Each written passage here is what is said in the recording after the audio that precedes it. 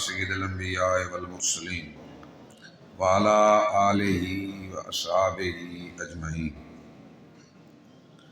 قال اللہ تعالی فی کلامہ المجید والفرقان الحمید وانکحوا الایام منکم والصالحین من عبادکم وإمائکم ان یکونوا فقراء یغنہم اللہ من فضلہ واللہ واسع علیم۔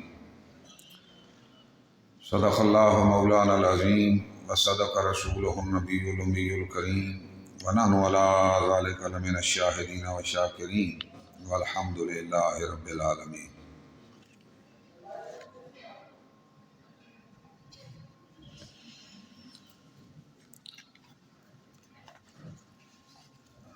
محترم المقام عزیز القدر حضرت علامہ مولانا محمد ضیاء المصطفیٰ نائب مفتی دارالعلوم محمدیہ غوثیہ میرا شریف،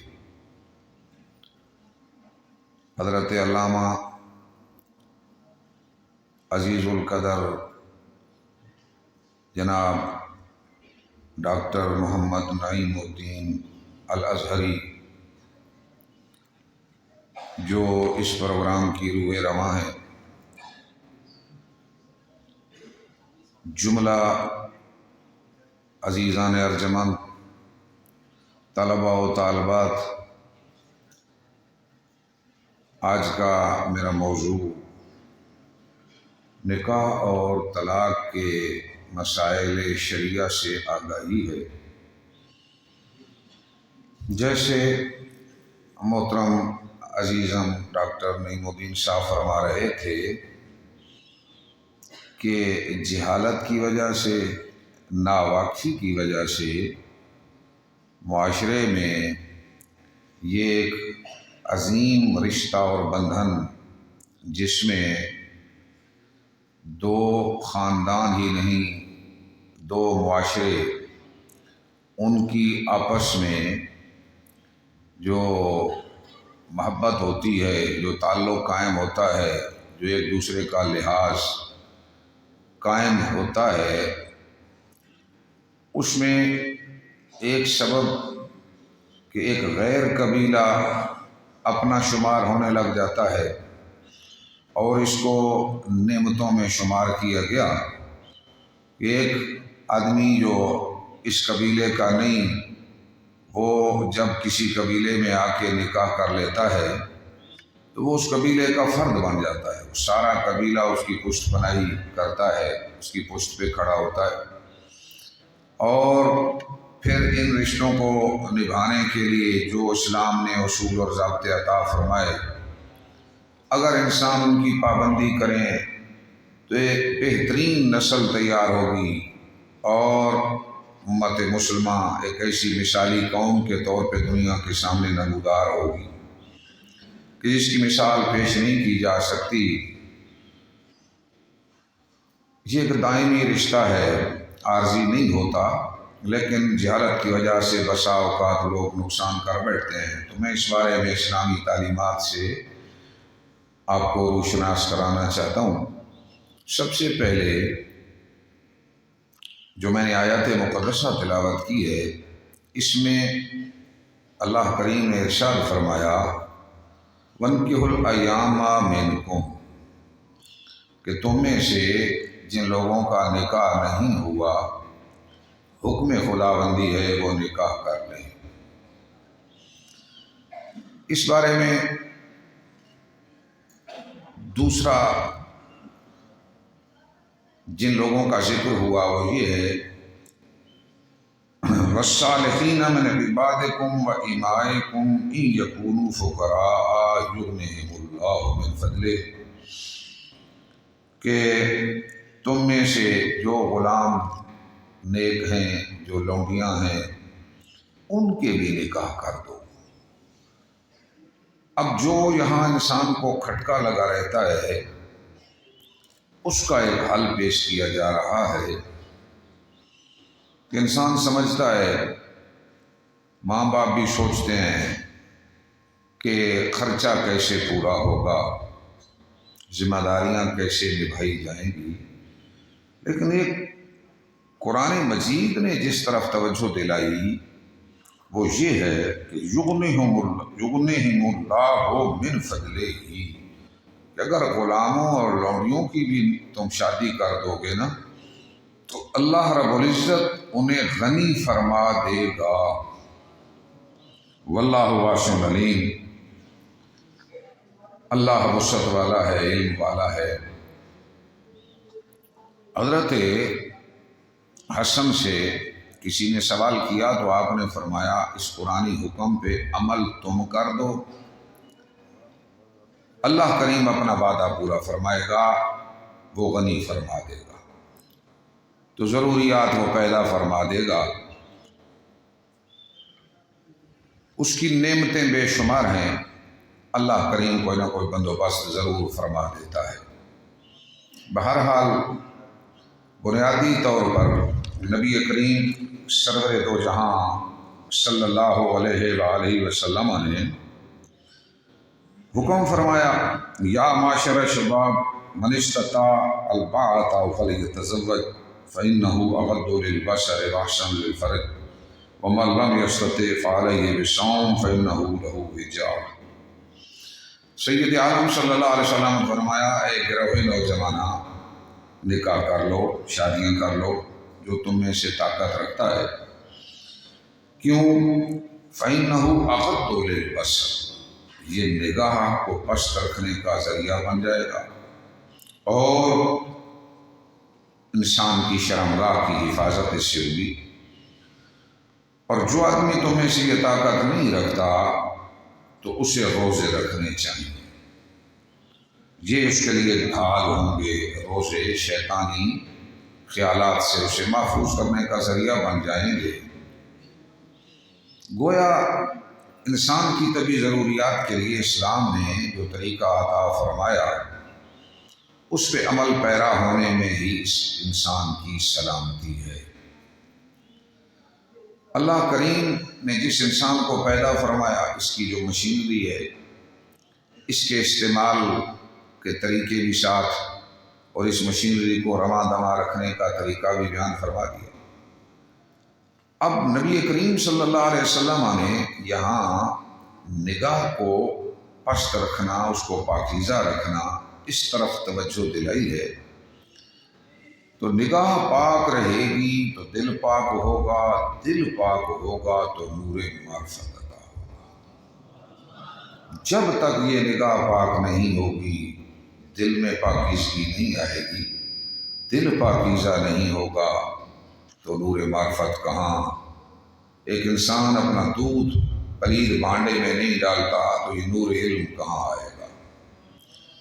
میں کئی دفعہ آپ سے گزارش کر چکا ہوں، جب میں مصر حضرت امام بقی کی مزار پہ حاضر ہوا جامع حضرت تھے، اس وقت وہاں ایک شعر امام شافعی کا لکھا تھا حضرت امام بقی کی مزار کے اندر، کہ حضرت امام شافعی رحمۃ اللہ علیہ نے حضرت امام بقی کی خدمت میں عرض کیا، شکوت الی وکیع بسوء حفظی فاوصانی بترک المعاصی فقال ان العلم نور ونور اللہ لا یعطی لعاصی۔ حضرت امام شافعی کہتے ہیں، میں نے اپنے استاد محترم حضرت امام بقی کی خدمت میں عرض کیا تھا کہ حافظہ کمزور ہے، سوء حافظہ کی شکایت کی، تو آپ نے فرمایا اللہ کی نافرمانی چھوڑ دے، کیونکہ علم ایک نور ہے اور اللہ کی نافرمانی کرنے والوں کو یہ نور عطا نہیں کیا جاتا۔ لہٰذا قلب و نگاہ کا پاک ہونا نور معرفت کے لیے ضروری اور لازم ہے۔ نبی کریم صلی اللہ علیہ وسلم نے ارشاد فرمایا، نکاح من سنتی فمن لم یعمل بسنتی فلیس منی، نکاح میری سنت ہے، جس پہ عمل پیرا نہ ہوا تو میرے راستے پہ نہیں ہے۔ اس لیے نبی کریم صلی اللہ علیہ وسلم نے اس طرف اپنی امت کی توجہ مبذول کرائی۔ اب اس نکاح کے مسائل کے بارے میں مختصراً عرض کرنا چاہتا ہوں۔ سب سے پہلے تو یہ کہ ہمارے معاشرے میں نکاح پڑھانے کا طریقہ کیا ہے، نکاح کرنے کا طریقہ کار کیا ہے، تاکہ تمام آپ دوستوں کو اس سے آگاہی ہو۔ کل معاشرے میں جب یہ عمل سر انجام دینے کی باری آتی ہے تو اکثر لوگ علماء سے رابطہ کرتے ہیں۔ اس بارے میں ایک طریقہ تو یہ ہے کہ جب بچی کا کوئی ولی اس بات پہ آمادہ ہو کہ وہ اپنی بچی کا رشتہ کسی کو دینا چاہتا ہے، اس کے لیے ایک محفل منعقد کی جائے۔ ایک محفل میں ایجاب قبول کرنے والے آدمی جمع ہوں، اور اگر آپ میں سے کسی کو یہ فریضہ سر انجام دینا پڑ جائے اور یہ ذمہ داری بطور نکاح خوان کے ڈپٹی لگ جائے، تو وہاں آپ طریقہ یہ اختیار کریں کہ بجائے بچی کو محفل میں بلانے کے، اگرچہ آمنے سامنے بیٹھ کے نکاح کریں، ایجاب و قبول اب کتب فقہ میں پڑھ چکے ہیں، ہو سکتا ہے، لیکن حیا اس میں ہے کہ ولی نکاح کر کے دے۔ اب اس میں جب بچی سے آخری دم تک اجازت لینے کا حکم شرعی موجود ہے۔ جب تک ایک بالغہ بچی اس کی طرف سے اجازت نہ ہو تو اس کے والد کو بھی اس کا نکاح نہیں کرنا چاہیے۔ یہاں سے عورتوں کے حقوق کے بارے میں بھی آپ کو آگاہی ہوگی کہ اسلام نے اس کا آخری فیصلہ کرنے کا حق عورت کو دیا ہے۔ آخری منٹ پہ بھی جا کے اس سے آدمی پوچھیں، اجازت لیں کہ تیری طرف سے اجازت ہے نکاح کی، فلاں کے ساتھ نکاح کیا جا رہا ہے، نام بھی بتایا جائے جس کے ساتھ نکاح ہے، اس کا تعارف بھی کرایا جائے، بلدیت بھی بیان ہو، بعض فقہا کہتے ہیں دادے کا نام بھی دیا جائے، بہرحال تعارف ہو کہ کہاں نکاح کیا جا رہا ہے۔ اس سے جا کے پوچھا جائے فلاں بن فلاں سے تیرا نکاح ہے، تیرا والد نکاح کر رہا ہے، تیرا بھائی نکاح کر کے دے رہا ہے، اجازت ہے؟ مولوی صاحب فلاں نکاح تیرا کر کے دینا چاہتے ہیں، اجازت ہے؟ تو ساتھ یہ جملہ کہہ دیا جائے، پتہ ہو بچی کس کو اجازت دے رہی ہے، کس کو وکیل بنا رہی ہے، تو بچی وہاں کہہ دے باپ یا بھائی یا جس مولوی صاحب کا نام لیا اس کے بارے میں کہہ دے ہاں اسے اجازت ہے۔ ہمارے علاقے میں ضلع بھکر میں تو یہ طریقہ کار ہے کہ وہاں بچی سے اتنا پوچھا جاتا ہے کہ تیرے نکاح کا مختار کون ہے، فلاں سے نکاح کرنا چاہتے ہیں، تیرے نکاح کا مختار کون ہے؟ بچی کہہ دیتی ہے باپ یا بھائی، تایا یا جو ہو۔ اگر وہ خاموش رہی تو ثبوت البکر رضا، یہ کتب فقہ میں آپ پڑھ چکے ہیں، تو باقرہ کی جو ہے ثبوت بھی معتبر ہے، شرم و حیا کی وجہ سے اجازت شمار ہوگا۔ اب جس بندے نے پوچھا وہ اس کی بات کو آگے لا رہا ہے، اور اگر وہ خود باپ ہے، بھائی ہے یا کوئی ماموں چچا ہے، اپنے لیے بھی پوچھ سکتا ہے کہ میں بچہ تیرا نکاح کر کے دینا چاہتا ہوں، فلاں سے اجازت ہے؟ اگر وہ کہہ دے ہاں اجازت ہے، تو اب یہ وکالت پہنچ گئی، اب یہ وکیل قرار پایا، محفل میں آ کے دو آدمی گواہ ہوتے ہیں سننے والے کہ واقعی بچی نے اجازت دے دی ہے اس کو۔ یہاں میں ایک تھوڑی سی بات آپ کو سمجھانا چاہتا ہوں۔ بعض اوقات وہاں وکیل کو اجازت دی جاتی ہے، اس کو ذہن نشین کر لیجیے، وکیل آ کے مولوی کو کہہ دیتا ہے ایک تجھے اجازت ہے، یہ وکیل الوکیل ٹھہرا، یہ تو ظلم نہیں۔ ابتدائی جملہ جو ہمارے معاشرے میں جس کی طرف توجہ نہیں کی جاتی، آپ اس کی طرف توجہ کریں کہ بچی یا اسے کہے کہ تجھے اجازت ہے، وہ خود آ کے محفل میں پھر نکاح مولوی صاحب کے سامنے بیٹھ کے ایجاب کرے یا قبول کرے، اور یا پھر بچی سے یہ پوچھا جائے کہ تیرے باپ کو اجازت ہے، تیرے بھائی کو اجازت ہے، فلاں مولوی سے کو اجازت ہے، اور وہ کہہ دے تو پھر ڈائریکٹ وکالت ادھر چلی گئی۔ یہ گواہ سن رہے تھے کہ اس نے وکالت دے دی ہے، اپنا اختیار دے دیا ہے نکاح کر کے دینے کا۔ اب محفل میں جب وہ آ کے آپ کے سامنے کہیں گے کہ ہاں اجازت فلاں کو دی ہے، پوچھ لینا باپ کو بھائی کو۔ اب اگر باپ کو اجازت دی ہے تو باپ بھی بیٹھ جائے، دولہا بھی محفل میں بیٹھ جائے۔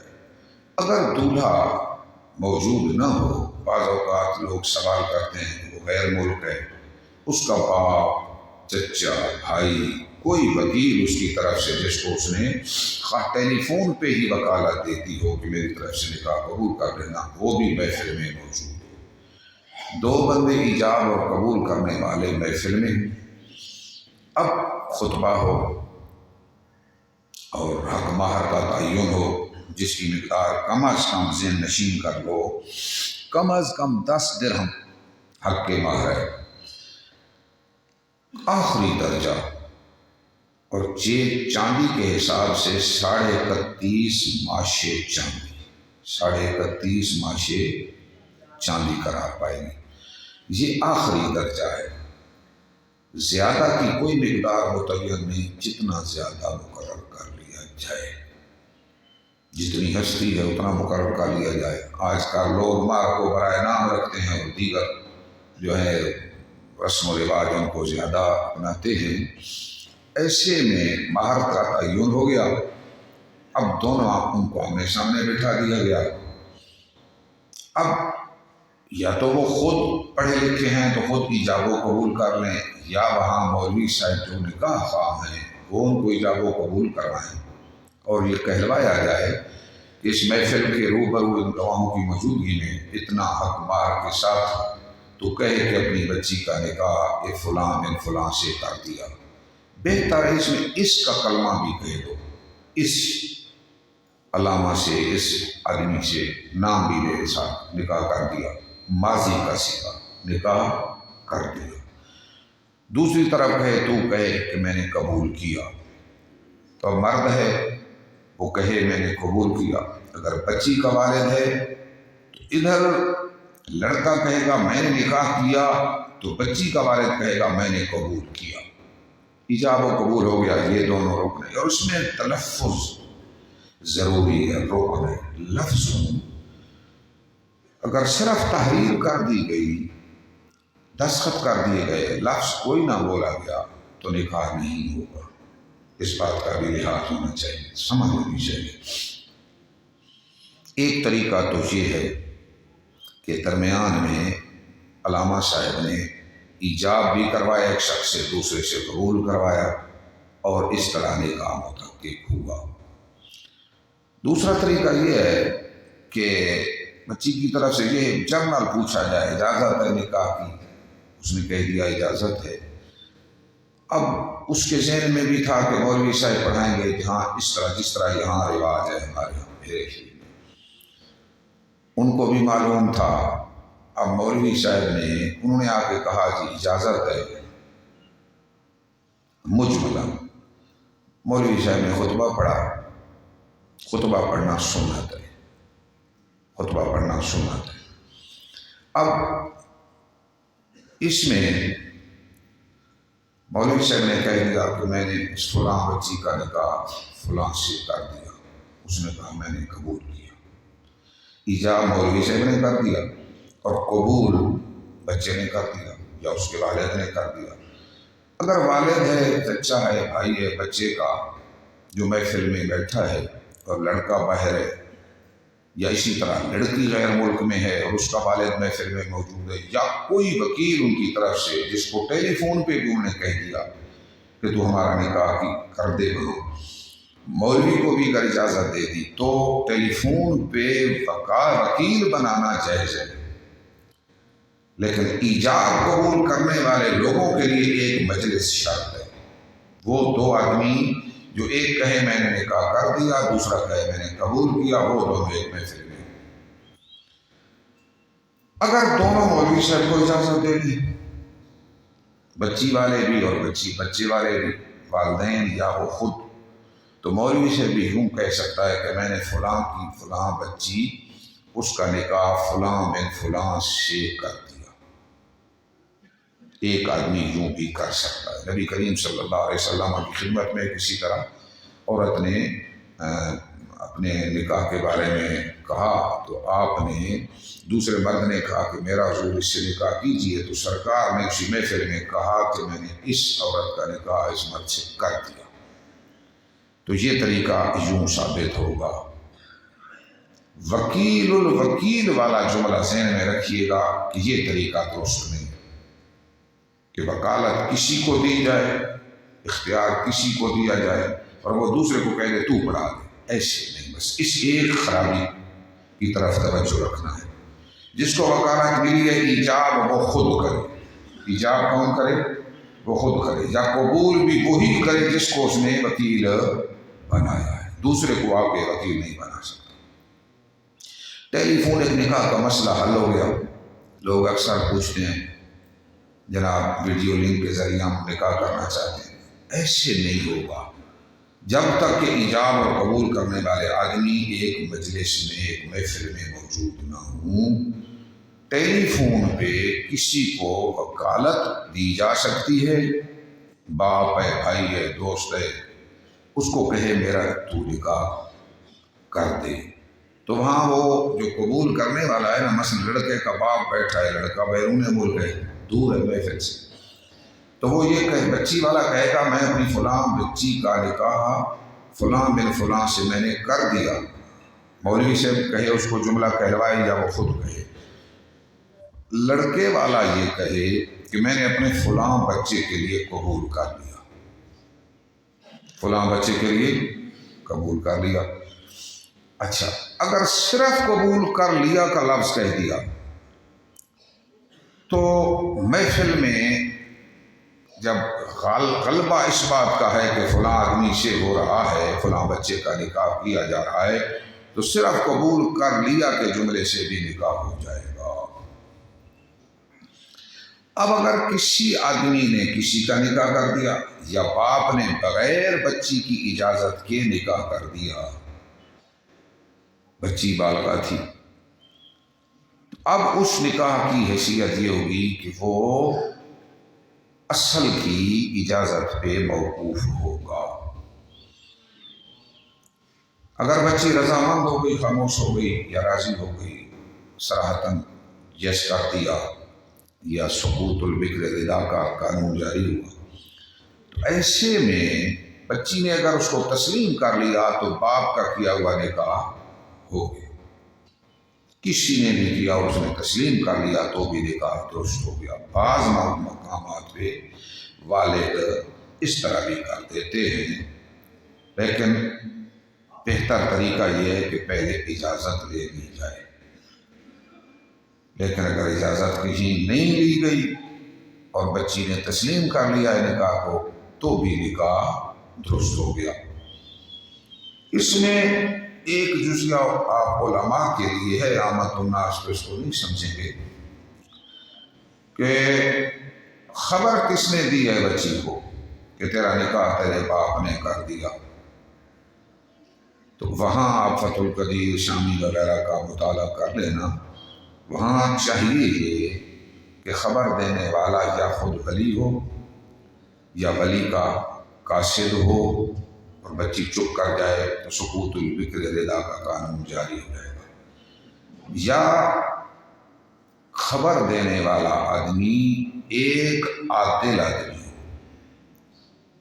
ولی کے علاوہ کوئی تیسرا شخص ہے تو عادل ہو، یا مستور الحال ہے تو دو ہوں، ایک کافی نہیں۔ اس کے جواب میں اگر سقوط ہوا تو وہ سقوط معتبر ہوگا، اس پہلو پہ ضرور نظر رکھنا۔ تو اس بارے میں پھر ایک تفصیل ہے، وہ کتب فقہ میں آپ جانتے ہیں، یا پہلے شادی تھی یا نہ تھی، تو وہ الگ ایک پہلو ہے۔ اگر بچی نابالغ تھی، چھوٹی تھی، تو اس کا نکاح کر دینے کا اختیار اس کے والد کو ہے، اس کے دادے کو ہے، وہاں اذن لینے کی ضرورت نہیں ہوتی، لیکن وہ بھی ایسی جگہ کریں جو کم از کم ہم پلہ لوگ ہوں، کف ہو، ایسی جگہ کر دیں۔ اگر غیر کف میں بھی کر دیا تو بھی باپ اور دادا کی شفقت کی بنیاد پہ وہ قبول کر لیا جاتا ہے کہ انہوں نے بچی کی خیر خواہی سوچی ہوگی۔ اور اگر نابالغہ بچی کا نکاح چچا، ماموں، بھائی، کسی اور آدمی نے کر دیا یا ماں نے کر دیا، ایسی چھوٹی بچی یا چھوٹا بچہ نابالغ کو خیار بلوغ حاصل ہوتا ہے، جس لمحے بلوغت ہو اسی وقت کہہ دیں ہمیں چچا کا نکاح قبول نہیں۔ اکثر لوگوں کو اس جزیے کا علم نہیں ہوتا، تو اس کو بھی لوگوں کے سامنے بیان کر دینا چاہیے۔ جس وقت بچی یا بچہ بالغ ہوں اسی وقت ایک دفعہ منہ سے کہہ دیں کہ مجھے چچا بھائی والا نکاح قبول نہیں، یہ خیار بلوغ ہے۔ اس وقت اگر گواہ نہ ہوں تو پھر گواہوں کو فوراً بلایا جائے، 2 رشتہ دار محرم گواہ بلا دیے جائیں، ان کے سامنے بھی کہہ دے کہ مجھے چچا، ماموں، بھائی والا، امی والا نکاح قبول کوئی نہیں۔ البتہ باپ اور دادا کے بارے میں اس کو اختیار نہیں ہے، وہ اس کے زیادہ خیر خواہ ہیں اس سے بڑھ کر، الا یہ کہ جہاں کوئی باپ دادا معروف بے سوء اختیار ہو جائیں کہ پہلے بھی وہ مشہور ہوں کہ وہ لالچ وغیرہ میں غلط نکاح کیا ہے انہوں نے، تو شریعت پھر ان کا اختیار بھی سلب کر دے گی۔ آپشن اور پراپرٹی کے بہت سارے کیسز خیار بلوغ کی عدالتوں میں چلتے ہیں، ان میں بہت ساری خامیاں ہیں، قانون کے اندر بھی اصلاح کی ضرورت ہے، اور قانون دانوں کو بھی شرعی اصولوں کو پیش نظر رکھتے ہوئے ان خامیوں سے دور رہنا چاہیے۔ اب اس طرح نکاح منعقد ہو گیا، یہ مسائل ذہن نشین کر لینا اس لیے ضروری ہے کہ ہمارے پاس دارالافتاء میں جب لوگ آتے ہیں کہ بچی کا نکاح کیا تھا چچا نے، اب بچی کی عمر بھی 25 سال ہو گئی ہے، وہ رشتہ لینے نہیں آ رہے، ہم نے اب خیار بلوغ کر لیا ہے، یہ غلط ہے۔ شرعی حکم یہ ہے کہ جس وقت بلوغت ہو اسی وقت کہہ دے ایک دفعہ کہ مجھے چچا کا بھائی کا نکاح قبول نہیں، پھر گواہ طلب کیے جائیں، رات ہو تو دن کو گواہ بلا لیے جائیں، اور دن کو گواہوں کے سامنے یہ تفصیل نہ بیان کی جائے کہ بلوغت رات کو یہ اتنا کہہ دیں کہ میں نے چچا کا نکاح رد کر دیا، بس۔ شریعت نے یہ اجازت دی ہے، اس میں تاخیر نہ ہو۔ اب اس کے بعد عدالت کے ذریعے قاضی کے پاس جانا ضروری ہے۔ قاضی کے پاس جا کے یہ کہا جائے کہ چچا والا نکاح میں نے توڑ دیا، بچہ ہے، بچی ہے، نابالغ، بالغ ہو کر خیار بلوغ استعمال کیا، قاضی کی عدالت میں جا کے کہہ دیا کہ میں نے نکاح توڑ دیا، ختم کر دیا، قاضی لکھ دے کہ یہ نکاح فسخ شد۔ یہ وہ ضابطہ اور طریقہ ہے جو اسلام نے ہمیں عطا کیا۔ اگر غیر ملک میں، کیونکہ ہمارے سسٹم میں بیرونی لوگ بھی سن رہے ہوں گے ہمارا پروگرام، جہاں اسلامی جج یا قاضی نہیں، مسلمان نہیں، وہ کیا کریں؟ ان کے لیے حکم یہ ہے کہ جہاں مسلمان قاضی نہیں، وہاں کے کسی معتبر عالم دین کو وہ مسلمان اپنے لیے بطور قاضی شمار کر لیں اور اس کے پاس اپنے مسائل لے جایا کریں، تو وہ مسلمان عالم دین بطور قاضی ان کے درمیان کیا کرے گا؟ فیصلہ کر دے گا، نکاح ٹوٹ جائے گا، تو وہ وہاں بطور قاضی ان کے مسئلے حل کر سکتا ہے۔ حضرت سرکار گولڑا اور اعلیٰ حضرت بریلوی رحمۃ اللہ علیہ نے اس پہ بڑا لکھا ہے، اور علماء نے بھی بہت کچھ لکھا۔ تو ایسے میں ایسی جگہیں جہاں مسلمان قاضی میسر نہیں، تو وہاں کسی معتبر مستند عالم دین کو بطور قضا مسلمان اپنے معاملات وہاں اس کے پاس جا کے حل کروا لیا کریں، اس کو یہ اختیار ہوگا۔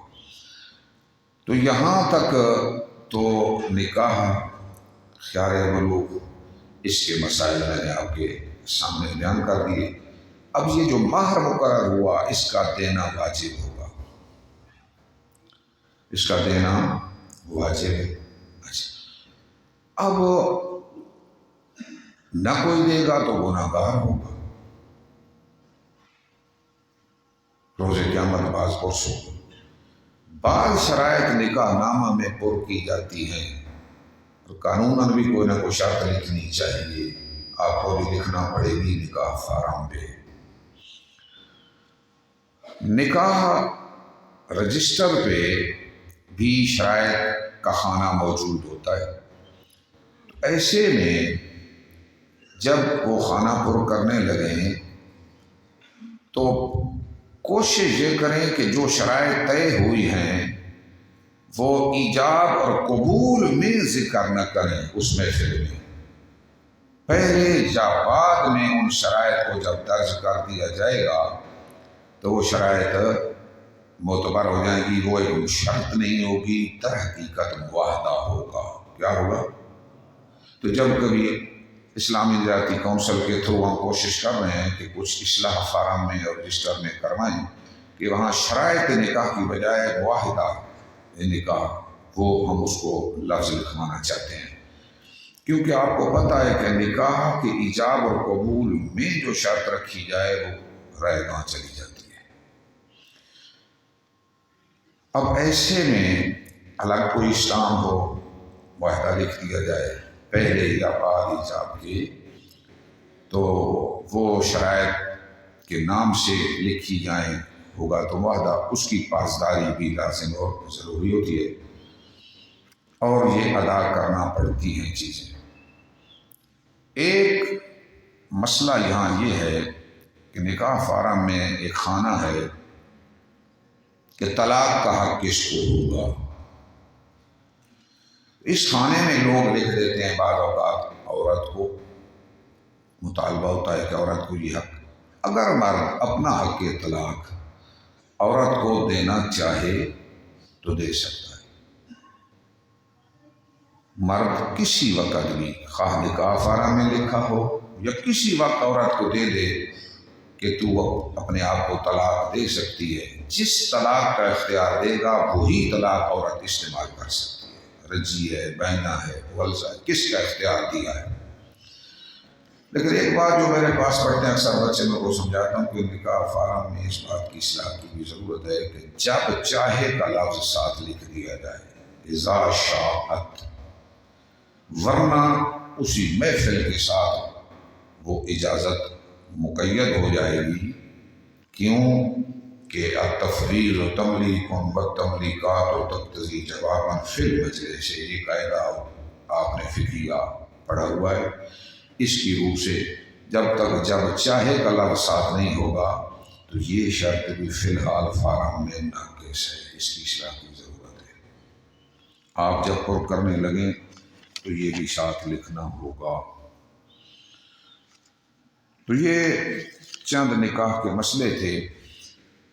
اب اس کے ساتھ ساتھ جو زندگی نبھانے کے طریقے ہیں اس میں انتخاب کرتے ہوئے نبی کریم صلی اللہ علیہ وسلم نے فرمایا دین کو ترجیح دینی چاہیے، دین کو ترجیح دے، یعنی ایک آدمی کا کردار اور دین عمدہ ہو تو اس جگہ نکاح والدین بھی یہ سوچ سمجھ کے کریں۔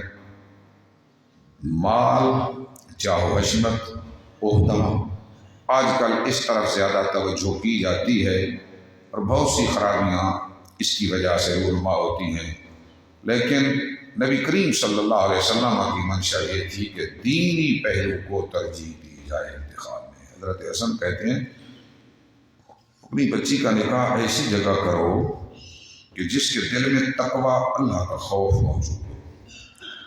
اگر محبت کرے گا تو عزت عطا کرے گا، اکرام دے گا، اور اگر بغض بھی ہوا تو پھر ظلم سے تو ڈرے گا نا کہ اللہ پاک دیکھ رہا ہے، تو خوف خدا کم از کم دل میں ہو، ایسی جگہ رشتہ ہونا چاہیے۔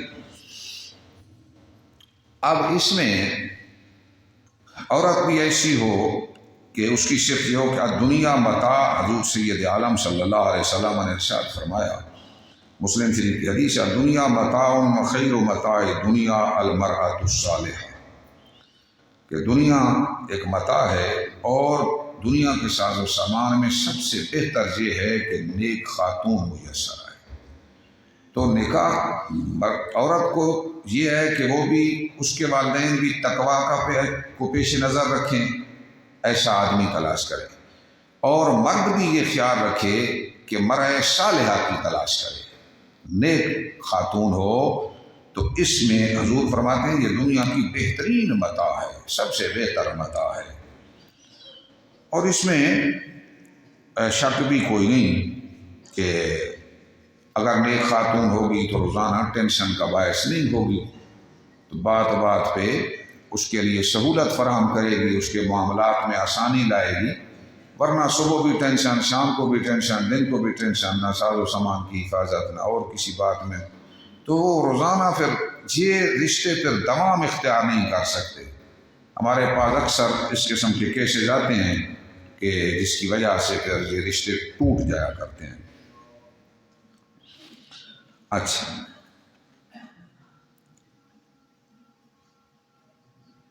تو نبی کریم صلی اللہ علیہ وسلم نے ارشاد فرمایا کہ ایسی عورت جو تقویٰ والی ہوگی، زوجہ صالحہ، اس کی شان یہ ہوگی کہ اگر مرد حکم دے گا وہ بات مانے گی اور وہ اس کے لیے ٹھنڈک ہوگی، اور اگر مرد گھر میں نہیں ہوگا تو وہ اس کی جان مال ہر چیز کی حفاظت کرے گی۔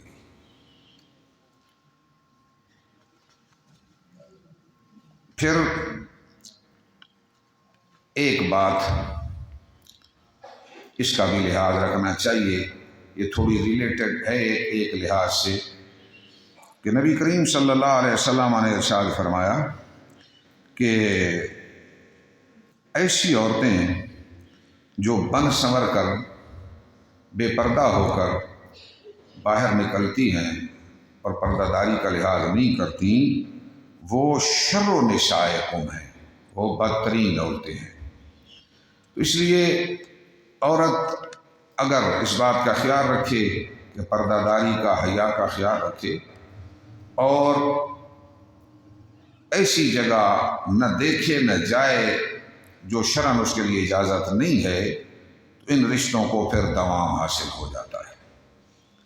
اور اپنی زبان کو بھی کنٹرول رکھے۔ میرے پاس جو کیسز آتے ہیں اکثر طلاق کے، ان میں اکثر یہ ہے کہ مرد غصے میں آیا، عورت نے بھی آگے سے دو باتیں سنا دی، اگر ان میں سے کوئی ایک بھی اس وقت کنی قطرہ کے سائڈ پہ ہو جائے تو یہ رشتہ بچ جاتا ہے۔ خاص طور پہ اس کا خیال رکھنا ضروری ہے۔ پھر جو شرعی حقوق ہیں، جو نفقات ہیں، جس طرح میرے عزیزم محترم ضیاء المصطفیٰ سے بڑے پیارے انداز میں وراثت کی حکمتیں بیان کر رہے تھے، اور اس موضوع کو چھیڑا جو اکثر علماء بیان نہیں کر سکتے۔ وراثت کوئی آسان کام نہیں، تو میں اللہ کا شکر ادا کرتا ہوں کہ ہماری نئی ٹیم بھی بڑے اچھے انداز میں تیار ہو چکی ہے، اور انشاءاللہ میرا شریف کا دارالافتاء آباد رہے گا۔ انہوں نے بیان کیا ہے کہ اب مرد کے ذمے ہیں خرچے عورت کے۔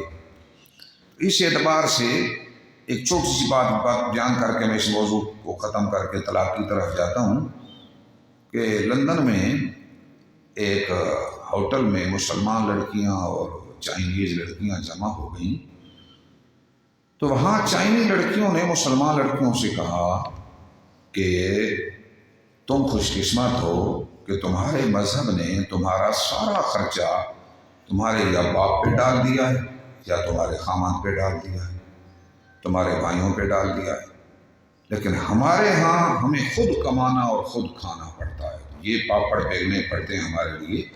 اسلام نے عورت کو اختیار دیا بچی سے لے کر قبر کے اتارنے تک اس کے سارے معاملات خرچے مرد کے ذمہ ہیں، لیکن وہ بھی جائز طریقے پہ خرچے کرے، ناجائز طریقے پہ نہیں، معروف طریقے سے۔ تو لہٰذا یہ بہت بڑی ذمہ داری ہے، یہ تو فکر فردہ سے عورت کو آزاد کر دیا گیا ہے، ورنہ جو لوگ آج آزادی نسواں کا نعرہ لگا کر دیکھا ہے بازاروں میں، ان کو سیل گرل کے طور پہ کھڑا کر کے بڑی آزادی، اور انہیں دھوکے میں مبتلا کیا گیا ہے، خود کماؤ خود کھاؤ اور آزاد رہو۔ نہیں، اسلام نے کہا تیرے سارے اخراجات، تیری رہائش کا بندوبست، تیرے کفن تک دوسروں کے ذمہ اسلام نے ڈال دی، اس لیے تو اپنے آپ کو پاک دامن رکھ، یہ تیری ذمہ داری ہے۔ پاک دامن رکھنا اپنے آپ کو اس کی ذمہ داری ہے، اس کے خرچے اس کے خامند یا باپ پہ ڈال دیے گئے ہیں۔ تو نبی کریم سید عالم صلی اللہ علیہ وسلم نے اس طرح اپنی امت کو یہ نکاح کے پیغامات عطا فرما کے ایک روشن ہدایات عطا کی ہیں۔ اگر کوئی ان کی پاسداری کرے تو انشاءاللہ یہ سلسلہ دوام اختیار کر سکتا ہے، اور اس میں برداشت کا پہلو مقدم رکھنا ہوگا۔ اب دوسرا میری تقریر کا جو حصہ ہے وہ ہے کہ طلاق کے مسائل سے بھی آگاہی ہو۔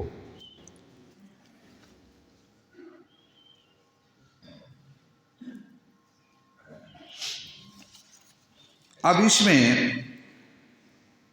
طلاق کیا ہے؟ طلاق رفع قید نکاح، آپ کو تو بھی فقہ میں پڑھ چکے ہوں گے۔ رفع قید نکاح، رفع القید الثابت بالنکاح، یعنی وہ قید جو نکاح کی وجہ سے ثابت ہوئی تھی اس کا اٹھا دینا طلاق ہے۔ اور فسخ میں بھی یہ بالفسخ بھی ہو سکتا ہے، قید نکاح کو اٹھانا۔ اب ایسے میں یہ اختیار دیا گیا مرد کو بیدہ عقدۃ النکاح، کہ مرد کے ہاتھ میں ہے نکاح کی گرہ۔ شریعت نے یہ اختیار عورت کو نہیں دیا۔ اب کوئی کہے کہ کیوں نہیں دیا؟ یہ مالک جانتا ہے کائنات میں جہاں کہیں بھی کوئی سانے ہے کسی مشینری کا، اس کے لیے استعمال کے ضابطے اصول وہی مرتب کرتا ہے۔ جب بھی آپ کسی جگہ جائیں، کوئی مشینری خریدیں، ساتھ ایک کتابچہ بھی ملے گا، ضابطے بھی ملیں گے۔ ان کے مطابق اگر عمل کیا جائے تو وہ دیر پا رہے گا معاملہ، ورنہ نقصان ہوگا۔ اللہ کریم نے مرد و زن کی تخلیق فرمائی تو اس خالق نے ہر ایک کے لیے ضابطے بھی اپنی کتاب میں عطا کر دیے۔ پہلا جواب تو بے حیثیت مسلمان جس نے پڑھا ہے نا لا الہ الا اللہ محمد رسول اللہ، اس نے یہ وعدہ کر لیا ہے کہ میں اللہ اور اس کے رسول کی فرما برداری کروں گا یا کروں گی۔ اس میں اپنی عقل کو استعمال نہیں کیا جائے گا۔ آمنا وصدقنا یؤمنون بالغیب، یہ ہے تقاضا۔ تو کلمے کے تقاضے، اسلام کے تقاضوں پہ عمل کرنے والے کے ذہن میں تو یہ خدشات و اعتراضات نہیں آئیں گے۔ جو میرے رب نے حکم دے دیا وہ کافی ہے۔ لیکن اس کے بعد علماء نے اور بہت ساری حکمتیں بھی لکھی ہیں کہ یہ طلاق کا حق عورت کو کیوں نہیں دیا گیا، وہ ایک لمبی بحث ہے۔ البتہ اگر مرد یہ اختیار اس کو دے دے تو اس کی مرضی ہے۔ اب طلاق میں بنیادی چیز کیا ہے؟ وہ ہے نابغض الحلال الی اللہ تعالی۔ طلاق ممنوع لذاتے ہی ہے۔ اللہ کریم نے جن کاموں کی اجازت دی ہے ان میں ناپسندیدہ ترین کام یہ طلاق کو قرار دیا۔ سید عالم فرماتے ہیں ابغض الحلال الی اللہ۔ اب طلاق کو کھلونا نہیں کہ روزانہ آدمی طلاق دیتا رہے۔ اگر کوئی آدمی بلا وجہ طلاق دے گا تو وہ گنہگار ہوگا، اللہ کی بارگاہ میں اس سے باز پرس ہوگی۔ اور انتہائی مجبوری میں جہاں نباہ نہیں ہو سکتا تو وہاں اگر اللہ کی حدود قائم نہیں کر سکتے میاں بیوی، تو وہاں ایک آپشن دیا گیا ہے کہ مرد اس آپشن کو استعمال کر لیں اور واپس میں جدا ہو جائیں، تاکہ دونوں جہاں کہیں ممکن ہو اپنی خوشگوار زندگی بسر کر سکیں۔ عورت بھی جو طلاق کا مطالبہ کرے گی یا خلا کا مطالبہ کرے گی بلا وجہ، کوئی عورت بھی، وہ بھی جنت کی بو نہیں سونگھ سکتی۔ حدیث کے الفاظ یہ ہیں۔ تو گویا مرد کو روک دیا گیا، عورت کو روک دیا گیا۔ اور وہ لوگ جو بڑی جلدی کرتے ہیں، جھٹ میں 3 طلاقیں دے دیتے ہیں، تو نبی کریم صلی اللہ علیہ وسلم کو جو پتہ چلا کہ لوگوں نے ایسا کیا تو آپ غصے سے کھڑے ہو گئے اور فرمایا میں تمہارے درمیان موجود ہوں اور تم اللہ کی کتاب سے کھیل رہے ہو۔ تو گویا طلاق بنیادی طور پر منع ہے، مجبوری میں طلاق دینے کی اجازت دی گئی، اور اس میں بنیادی طور پر رکن یہ ہے کہ جہاں بھی لفظ اور تلفظ ہو طلاق کا، لیکن اس میں کتابت بھی مستبینہ اس کے قائم مقام قرار دی جائے گی، جہاں واضح کتابت لکھائی گئی نظر آئے گی۔ ماشاء اللہ، خوش آمدید کرم۔ اب اس میں شرط یہ ہے کہ بندہ عاقل بھی ہو، بالغ بھی ہو، اور طلاق دینے کا اس کو اختیار بھی ہو، جاگ بھی رہا ہو۔ عورت جو ہے اس میں یہ شرط ہے کہ وہ اس کے نکاح میں ہو یا عدت میں۔ اب طلاق دینے کا شریعت نے جو طریقہ بامر مجبوری اجازت جس کی دی ہے، اس سے آگاہی بہت ضروری ہے، وقت کی ضرورت ہے۔ میں تو جب بھی پڑھاتا ہوں اسی کلاس سے میسیج کرواتا ہوں کہ لوگوں کو پتہ چلے۔ پہلے بھی نیٹ پہ میرے اس موضوع پہ کئی خطابات ہیں اس آراس میں، کہ لوگوں کو اس بات سے آگاہی ہونی چاہیے، اور آپ لوگ بھی ثواب کماتے ہوئے میرے چند جملے جو ہیں ضرور بطور میسیج مخلوق خدا تک پہنچاؤ کہ اگر مجبوراً طلاق دینی ہے تو ایک طلاق دی جائے، اور لفظ طلاق کے ساتھ دے دے ایک طلاق۔ جب عدت گزرے گی خود بخود نکاح ٹوٹ جائے گا۔ زندگی میں جب کبھی صلح کا کوئی موقع فراہم ہوا تو ان کے درمیان صلح ہو سکتی ہے، عدت کے اندر رجوع ہو سکتا ہے، بعد میں تجدید نکاح۔ لوگوں کو بتاؤ بھائی، ہمارے پہلی بات تو یہ ہے طلاق اللہ کو ناپسند ہے، عرش الہی کو نہ ہلاؤ۔ اگر مجبوراً دینی ہے تو ایک طلاق دو اور پھر عدت گزر جائے۔ لوگ سمجھتے ہیں دین کے بغیر کام نہیں چلتا۔ عدت میں رجوع، عدت کے بعد تجدید نکاح کی گنجائش ہوگی، صلح کے چانسز موجود ہیں، شرمندگی نہیں اٹھانا پڑے گی۔ اس کو کیا بولتے ہیں؟ احسن طلاق، آپ کتب فقہ میں پڑھ چکے ہیں۔ دوسرا طریقہ یہ ہے جس کو جائز کیا گیا ہے اور سنت سے بھی ثابت ہے، عند الاحناف کے ایک طہر یا میں ایک طلاق، دوسرے میں دوسری، تیسرے طہر میں تیسری طلاق، کہ عورت جب ایام سے فارغ ہوتی ہے اس طہر میں وہ کیا کرے؟ طلاق ایک دے اس کو، پھر دوسرے طور میں، پھر تیسرے میں، تو 3 دینے کی اس طرح متفرق طور پہ وقفے کے ساتھ اجازت ہے۔ اب وہ مکمل فارغ ہو جائے گی، پھر واپس رجوع نہیں ہو سکتا، کہیں آگے ہی نکاح کرنا ہوگا۔ اور اگر چھوٹی بچی ہے یا بوڑھی ہے تو ہر مہینے ایک ایک کر کے اس کو دے دے۔ اگر کوئی اس کو بولتے ہیں حسن طلاق، اس کی بھی اجازت ہے، سنت سے ثابت ہے، جواز ہے اس کا۔ اور تیسرا طریقہ جو ناپسندیدہ ہے وہ یہ ہے کہ 3 طلاقیں اکٹھی کوئی آدمی ایک مجلس یا ایک طور میں دے دے۔ ایسا کرنا اس کو طلاق بدعت کہتے ہیں، بدعی طلاق۔ یہ ممنوع ہے، یہی گناہ ہے، اور نبی کریم صلی اللہ علیہ وسلم کو جو پتہ چلا تو آپ کھڑے ہو گئے، فرمایا میں تمہارے درمیان موجود ہوں اور تم کتاب اللہ سے کھیل رہے ہو، یعنی عرش الہی ہل جاتا ہے۔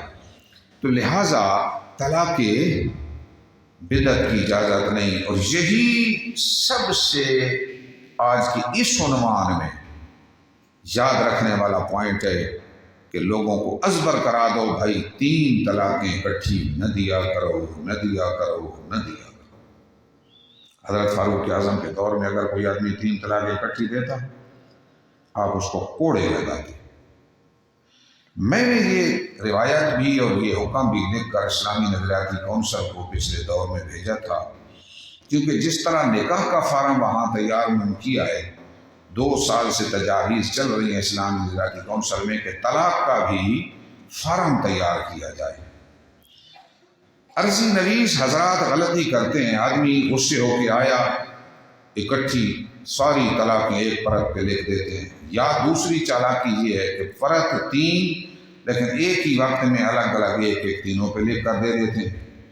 اس کا نقصان یہ ہوتا ہے کہ پھر دوبارہ نہ رجوع ہو سکتا ہے نہ تجدید نکاح، تو تحلیل حتیٰ تنکیہ زوجن غیرہ، تحلیل شریک غیر وہ واپس نہیں ہو سکتے، پھر بڑے پریشان ہوتے ہیں۔ حضرت ابن عباس نے کہا تھا کہ تم میں سے کوئی آدمی احمق بنتا ہے، کٹھی طلاقیں دے کے سو آ جاتا ہے، پھر ابن عباس پکارتا ہے، فرمایا اللہ نے تمہارے لیے راہ رکھی تھی، تم اس کو اختیار کرتے، تم نے وہ نہیں چھوڑی، اب میں تمہارے لیے کہاں سے راہ اختیار کر سکتا مہیا کر سکتا ہوں۔ تو اس بات پہ فوکس کرو، لوگوں کو پہنچاؤ میسیجز میں، جتنا تمہارے پاس کیپیسٹی ہے ہر جگہ یہ بات پہنچنی چاہیے کہ 3 مجبوری ہو تو 1 طلاق دو، اور 3 طلاقیں اکٹھی دینا گناہ ہے، نہ دیا کرو۔ اتنا تو لوگوں کو علم ہونا چاہیے نا، تاکہ لوگ آئندہ ایسا نہ کریں۔ دعا کریں انشاءاللہ، امید ہے ہمیں کہ اب اسلامی زراعتی کونسل میں بھی ضرور اس پہ کوئی سزا تجویز کی جائے گی۔ جو عرضی نویس یا جو آدمی 3 طلاقیں اکٹھی دے گا اس کے لیے سزا ہوگی، اس کے بغیر لوگ نہیں رکیں گے۔ اور حقوق نسواں کے جو دائی ہیں ان سے بھی یہ گزارش ہے کہ عورتوں کے اس حق کو بچانے کے لیے بھی وہ آگے آئیں، اور کوئی ایسی قانون سازی ہو کہ 3 طلاق دینے والے کے خلاف سزا ہونی چاہیے۔ فاروق اعظم کوڑے لگاتے تھے، تم اور کچھ نہیں کر سکتے تو جیل میں تو ڈال دو 1 مہینہ۔ ایک دفعہ جیو پہ خبر آ گئی نا کہ فلاں آدمی نے 3 طلاقیں لکھی، عرضی نویس نے یا اس نے دی ہیں، جیل میں مہینہ چلا گیا، سارے ٹھیک ہو جائیں گے۔ اور میں جملہ کہتا ہوں 0 میٹر ہو جائیں گے۔ جی، تو میں اب اپنی اس گفتگو کو، نبی کریم صلی اللہ علیہ وسلم نے زیادہ طلاقیں دینے والے کے بارے میں لعن اللہ کل ذواق مطلاق فرمایا، زیادہ طلاق دینے والے پہ اللہ کی لعنت ہوتی ہے، تو اس لیے اس کی اجازت نہیں ہے۔ عورتوں کے بارے میں نے کہہ دیا، طلاق کا مطالبہ کرنے والی پہ اللہ کی لعنت ہے، خلوق کا مطالبہ کرنے والی پہ بھی اللہ کی لعنت ہے۔ البتہ اگر 3 طلاقیں بیک وقت کوئی دے دے گا تو 3 واقع ہو جائیں گی، اگر واقع نہ ہوتی تو وہ بدعت کیوں قرار پاتی۔ لہذا 3 طلاقیں کوئی اگر دے دے تو وہ 3 واقع ہو جائیں گی۔ بعض لوگ آپ کو غلط فہمی میں مبتلا کریں گے کہ حضرت ضیاء الامت کا فتویٰ ہے کہ 3 1 ہیں۔ حضرت ضیاء الامت کا یہ فتویٰ نہیں ہے، میرے پاس آپ کا فتویٰ موجود ہے۔ قبلہ قاضی صاحب رحمۃ اللہ علیہ نے نوٹ لکھا تھا، میرے سامنے لکھا تھا 1996 میں کہ حضرت ضیاء الامت کا یہ فتویٰ نہیں، آپ 3 طلاق مجلس واحد کو 3 ہی گردانتے ہیں۔ میں وہ کاغذ لے کے گواہ ہے نا 14 نمبر کمرے میں، جس وقت پرانی بلڈنگ تھی، حضرت ضیاء الامت کے سامنے رکھا، آپ نے پڑھا، میز پہ بیٹھے تشریف فرما تھی، ٹیبل مطالعہ تھی، آپ نے فرمایا قاضی صاحب نے ٹھیک لکھا۔ میں نے عرض کی جناب دستخط فرما دیں، آپ نے دستخط کیے، ما اجاب قاضی محمد ایوب صحیح محمد کرم شاہ۔ وہ فتویٰ میرے پاس بھی موجود ہے، میری ID مفتی شیر محمد خان آفیشل یا دارالفتاح کی محمدیہ غوثیہ بحیرہ کی ID پہ دیکھ لیں، وہ موجود ہے ہمارے اس پیج پہ، ٹھیک ہے؟ تو پیج پہ حضرت کے دستخط سمیت بھی موجود ہے۔ آپ نے فتویٰ کوئی نہیں دیا، آپ نے ایک مقالہ لکھا تھا کہ علماء اگر اس پہ غور کریں کہ دلائل پہ کیا 3 1 ہو سکتی ہیں، لیکن اس کے آغاز میں آپ نے ایک نوٹ لکھا تھا، وہ نوٹ بھی میرے پاس موجود ہے۔ آپ نے لکھا تھا کہ یہ میرا فتویٰ نہیں، یہ فقط حضرات علماء کرام کے لیے ہے، وہ اس کا مطالعہ کریں اور مجھے اپنی قیمتی رائے سے آگاہ کریں۔ اچھا، اب اس کے بعد دوسرا طریقہ یہ ہے کہ جب آپ کوئی آدمی طلاق استعمال کرے، اس میں یہ خیال رکھے کہ لفظ شرعی یا لفظ قرآن بے حیثیت عالم دین آپ یہ جزیات بھی سمجھ لیں۔ سب سے مشکل مرحلہ ان مسائل طلاق میں یہ ہوتا ہے کہ جس طرح حکیم نبض پہ ہاتھ رکھ کے سمجھتا ہے نا مرض کون سی، آپ الفاظ کی نبض پہ ہاتھ رکھ کے یہ بتانے کے قابل ہو جائیں کہ یہ شرعی ہیں یا کنایا ہے۔ شرعی کون ہوتا ہے؟ ما یستعمل فی الطلاق غالباً یا اغلباً، وہ لفظ جو معاشرے میں بولا جائے تو اس کا غالب استعمال معنی طلاق میں ہو تو لفظ شرعی ہوگا، اور وہ لفظ جو کبھی معنی طلاق میں مستعمل ہو اور کبھی غیر طلاق میں تو وہ کنائی ہوگا۔ لفظ شرعی کا حکم یہ ہے کہ اس سے ایک طلاق رجعی واقع ہو، اور جیسے لفظ طلاق یا مطلقہ، کوئی بیوی کو کہے تجھے طلاق یا تو مطلقہ ہے، یہ لفظ شرعی ہے، لہٰذا اس سے ایک طلاق رجعی ہوگی۔ اگر دوسری دے گا تو 2 بن جائیں گی، تیسری دے گا تو 3 اور مغلظہ قرار پائے گی، یہ ایک دوسرے کو لاحق ہوں گی۔ دوسرا نمبر ملحق بالشرعی۔ ملحق بالشرعی یہ ہے کہ بیسیکلی تو لفظ کنائی ہو، طلاق کے لیے موضوع نہیں، لیکن اب غلبہ استعمال اس کا طلاق میں ہو گیا، جیسے لفظ حرام ہے، اور لفظ چھوڑی کے بارے میں بھی یہی ہمارا موقف ہے، تو یہ ملحق بالشرعی ہے۔ اب اس میں لفظ چھوڑی سے تو بیسیکلی رجعی ہوگی، اور حرام سے بائنہ طلاق واقع ہوگی۔ اگر کوئی 3 دفعہ ایک دفعہ چھوڑی بولے تو اس وقت خیال رکھنا رجعی کا فتویٰ، لیکن احتیاطاً نکاح بھی کروا لو، کیونکہ بعض علماء اس کو کنائی قرار دیتے ہیں۔ 3 دفعہ لفظ چھوڑی بولے تو پھر اسے کہو کہ تیرا نکاح دوبارہ ایسے نہیں ہو سکتا حتیٰ تنکح زوجا غیرہ، احتیاطی پہلو یہی ہے۔ قاضی صاحب کے جو فتاوی جات مرتب کیے ان کے اینڈ میں نے یہ لکھ دیا ہے حاشیہ۔ لفظ حرام کوئی ایک دفعہ بولے تو فوراً نکاح ٹوٹ گیا بائنہ، 3 دفعہ بولے تو پھر بھی ایک طلاق بائنہ ہوگی، پچھلے 2 دفعہ بولنا غائب وہاں چلا جائے گا، یہ ایسا ملحق بالشرعی ہے۔ کنائی لفظ شرعی کا حکم کیا؟ ایک طلاق بولی تو رجوع کر لے، 2 طلاقیں دیں تو بھی رجوع کر لے، نکاح نہیں ٹوٹا، عدت کے اندر عدت ختم ہوئی، نکاح ٹوٹ گیا، دوبارہ نکاح کرنا ہوگا، تعلیل شرعی کی ضرورت نہیں۔ 3 دفعہ لفظ طلاق استعمال کیا یا لفظ چھوڑی تو پھر حتیٰ تنکح زوجا غیرہ کے بغیر واپس نہیں آ سکتی، تعلیل شرعی کی ضرورت ہوگی۔ اگر کنائی لفظ کوئی بولا، تو فارغ ہے، عورت کو کہا تو آزاد ہے، اس طرح کا کوئی لفظ استعمال کیا جو عرف معاشرے میں طلاق کے معنی میں بھی استعمال ہوتا ہے، دوسرے معانی میں بھی کبھی کبھی استعمال ہوتا ہے، تو وہاں دلالت حال یا قرینہ یا مذاکرہ طلاق، یعنی طلاق کا تذکرہ ہو رہا تھا یہاں پر ماحول ایسا تھا کہ یہ لفظ طلاق کے لیے کاؤنٹ کیا جا سکتا ہے، تو پھر کیا ہے، یہ اس سے طلاق بائنہ واقع ہوگی۔ کنایہ سے کون سی؟ طلاق بائنہ، سوائے 3 الفاظ کے، اعتدی استبرئ رحمہ کی انت واحدۃً، یہ بھی اعراب یاد رکھنا۔ اچھا، کنائی الفاظ سے کون سی؟ طلاق بائنہ، بائنہ کا مطلب نکاح فوراً ٹوٹ گیا۔ شرعی کو لائق ہوتا ہے، شرعی بائنہ کو بھی لائق ہوگا۔ تجھے طلاق، تو فارغ، تجھے طلاق، یہ 3 بن گئی، فارغ شرعی کو داخل لاحق ہو جائے گا۔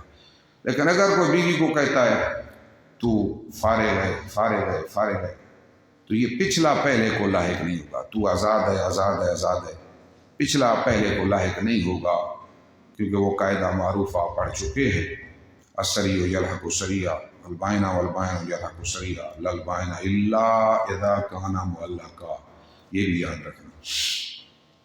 طلاق بائنہ دی تو دوبارہ نکاح کرنا ضروری ہوتا ہے، خواہ عدت میں کرے یا عدت کے بعد، اگر صلح ہو گئی تو پہلے خامن سے بھی نکاح لازمی کرے گی، صرف رجوع کافی نہیں۔